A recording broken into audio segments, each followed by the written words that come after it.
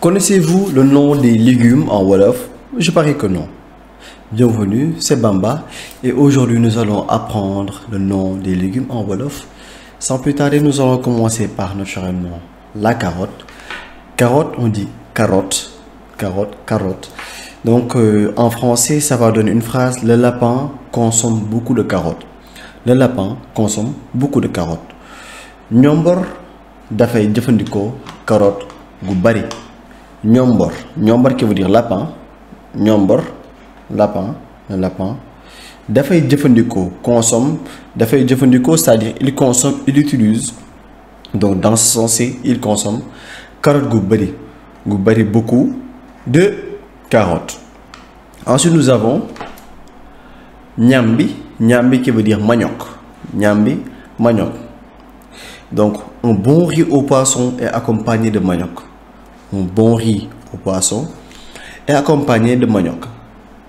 Ceebu jën gu neex day ànd ak ñambi. Donc un bon riz au poisson, ceebu jën, ça tout le monde connaît. Bu neex, un bon neex day ànd et accompagné de manioc ak ñambi. Un bon riz au poisson est accompagné de manioc. Ensuite nous avons chou. Chou, on appelle soupomé. Chou, soupomé. Le chou a beaucoup de feuilles. Soupomé dafa bari xob. Soupomé dafa bari xob.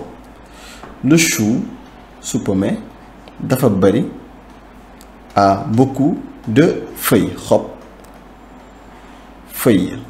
Le soupomé a beaucoup de feuilles.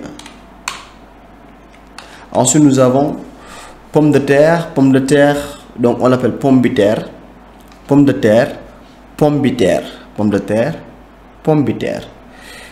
La viande accompagnée de pommes de terre est délicieuse. La viande accompagnée de pommes de terre est délicieuse. Yàpp bu ànd ak pomme de terre dafa neex.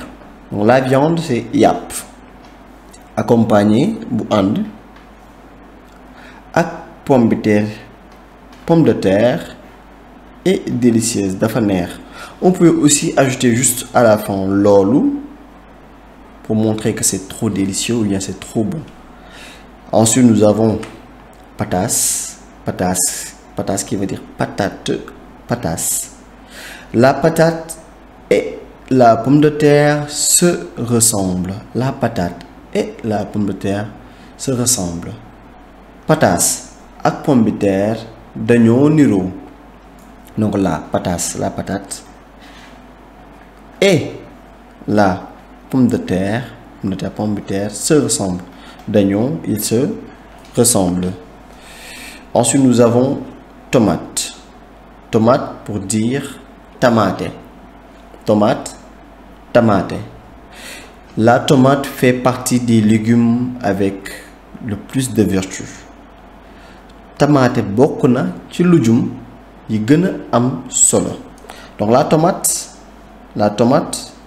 tamate fait partie, bokk na, des légumes ci lujum yi gën am solo, avec plus de vertus.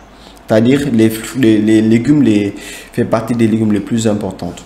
Donc ensuite nous avons salade. La salade, on dit salade. Salade. On peut aussi dire laitue. On peut dire laitue. Ici, à deux de salade, on peut dire laitue. Donc salade. Donc la salade est un aliment très riche. Salade. Ñam wu am njariñ la. Donc la salade ñam est un aliment ñam wu am njariñ la, très riche. Am njariñ c'est quelque chose de très important, quelque chose de bénéfique. Donc on va dire am njariñ, très riche.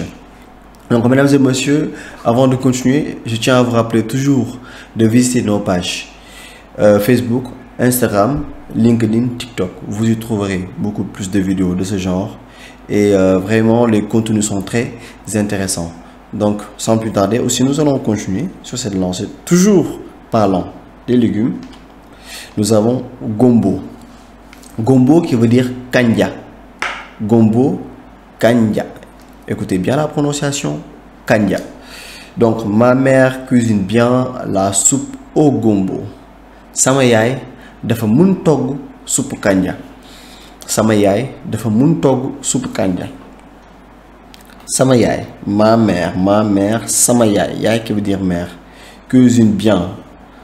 Dafa mun togg, c'est-à-dire elle cuisine bien, elle peut cuisiner bien la soupe au gombo kanja. Ensuite, nous avons oignon. Oignon qui veut dire soble. Soble, on dit soble. La sauce est à base d'oignon. Soble, la ñi defaree ñeex. Donc la sauce ñeex est à base d'oignon. Donc je tiens toujours à signaler qu'on ne traduit jamais littéralement en wolof. Donc si on dit, comment dirais-je, la traduction en wolof, ça va donner soble la ñi defaree ñeex. Donc on fait c'est l'oignon qui fait la sauce. Donc la sauce est à base d'oignon. C'est la traduction littérale. Donc la traduction contextuelle, soble la ñi defaree ñeex. Ensuite nous avons ñebbe. Ñebbe, haricot. Haricot, ñebbe. Le haricot est bon pour les os. Le haricot est bon pour les os. Ñebbe dafa baax ci yax. Donc haricot ñebbe, haricot est bon, dafa baax, est bon pour les os. Ci pour les os. Yax, les os. Nous avons maintenant persil. Persil qui veut dire roof. Roof. Donc le persil donne du goût à la viande. Roof dafay safal yàpp. Roof dafay safal yàpp. Le persil roof donne du goût. Donne du goût, quelque chose qui a du goût, c'est saf. Donc dafay safal yàpp. La viande, yàpp. Ensuite nous avons concombre. Concombre, on va dire concombre. Concombre. Les femmes aiment le concombre. Jigéen yi dañoo bëgg concombre. Les femmes aiment le concombre. Jigéen yi dañoo bëgg concombre. Donc les femmes, jigéen yi, les femmes aiment. Dañoo bëgg, elles aiment. Donc si on traduit, c'est elles aiment, les femmes elles aiment. Donc c'est juste une écriture du wolof qui est comme ça, qui répète le sujet, mais qui n'existe pas en français. Le concombre. Concombre. Alors mesdames et messieurs, nous sommes arrivés à la fin de cette vidéo. Et toujours, je tiens à vous signaler ou à vous rappeler que des vidéos de ce genre sont toujours publiées sur nos pages Facebook, Instagram, LinkedIn, TikTok. N'oubliez pas d'activer la cloche de notification pour plus de contenu et encore très important de vous abonner. Merci beaucoup. À la prochaine.